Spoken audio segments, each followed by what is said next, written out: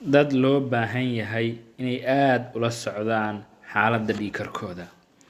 Cilmi baaris ayaa sheegtay in dadka da'doodu dhowr iyo 30 jirka tahay inay aad ula socdaan xaaladda dhiigkarkooda si maskaxda uga ilaaliyaan saameynta caafimaad ee uu geysan lahaa.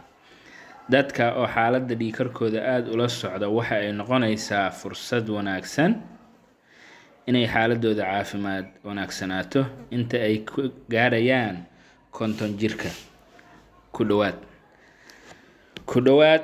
500 oo qof ayaa 1964 uu haleelay xanuunka dhiigkarka, weliba uu aad u sarreeyo iyada oo ay da'dooduna tahay dhexaadka. Wuxuu si weyn u saameeyay xididada maskaxda, waxyeello weyn u geystay caafimaadka maskaxda.